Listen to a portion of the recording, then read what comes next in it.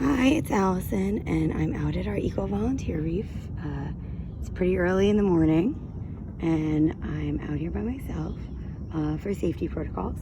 And I wanted to show you what we found in one of our baskets so you can see the oysters are still doing pretty good. Right here, we have a little spider crab.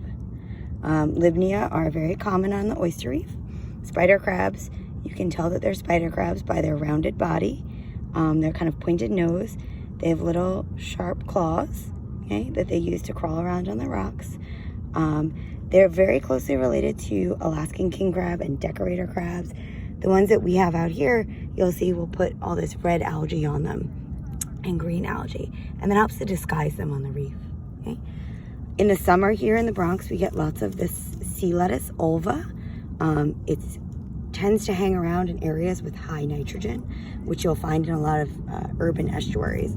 It's not really the best for the reef because what happens is during the process of photosynthesis, it will create a lot of oxygen during the day, but then it will remove a lot of oxygen at night when there's no light. And it also can smother some of the shellfish on the reef. We also have some grass shrimp, Paleomontes. Grass shrimp are very common on an oyster reef and in intertidal mudflats. They're kind of clear. It's hard to see in the video, but they're very small and clear with a long nose, little legs. I'm trying to get the clearest picture I can. Ooh, and they jump a lot. So they'll jump down. You'll see them when you pull a basket up just jumping around. These little guys are the mud snails. We see hundreds to thousands of mud snails this summer. They're everywhere. There's a lot of mud out here, so that makes sense. And they're detritivores, feeding on plant or mud, decaying organisms in the mud, not on our oysters, so they're not really dangerous for the reef, so we don't mind that they're there. In the oyster reef, we also keep some empty shells. These empty shells are used as substrate for new baby oysters to land on spat, but also for other organisms that would use shells. They'll hide on the shells. Worms will make casings on them. And so it's really important that we keep that here.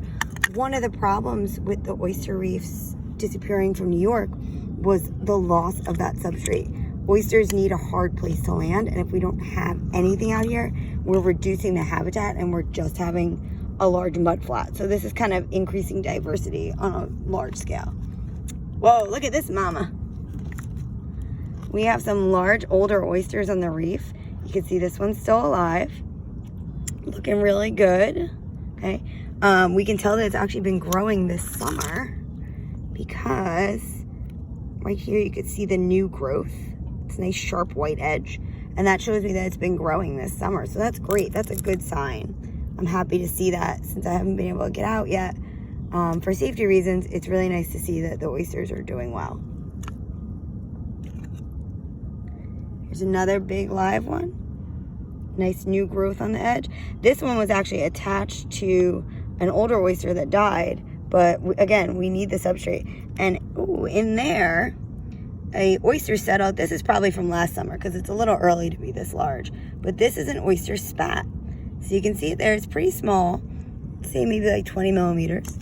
And you can tell it's an oyster because it's got that little pointed hinge there to show where there's two valves. When they're small like this, the spat will grow in the crevices of these old shells. This is why we want them there, so we can find this. This is not an oyster that we placed here. It's a natural oyster that came from the oyster reefs.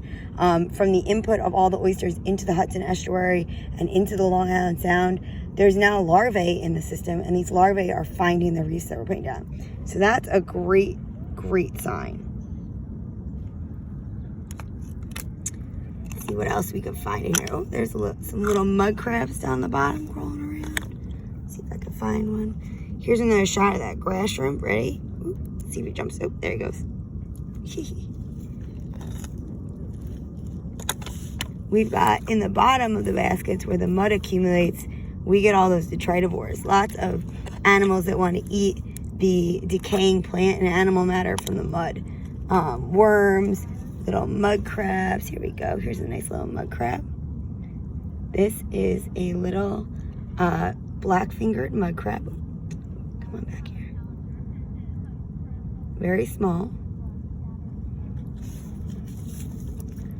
See if we can find any more. In the end of July and mid to late August, I'm always looking for oyster spat, because this would be about the time of the year we'd find new spat. This is what we call a box oyster, one that died, but we haven't monitored the basket since then, so it's in one piece there, so it's like a box. When we monitor these, we rip them apart so that they still are there as habitat, but we also know that it hasn't died recently. It died a long time ago. That way when I come back next time and I find another box, I'll know that that was a more recent death. Same thing with this guy. See anything else crawling around the bottom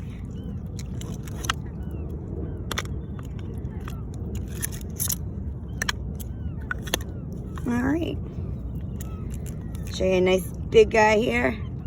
You can see these oysters are really nice size. They're pretty large, filtering the water great. This summer we just installed the next phase of the oyster reef, which I'm so happy to be able to show you next summer. And by then, hopefully we'll have some more spat and we'll have a larger reef to show you. So, I'll show you a little picture of Soundview. It's a beautiful day. And I hope that you'll come out with us again soon. Thanks for coming. Bye.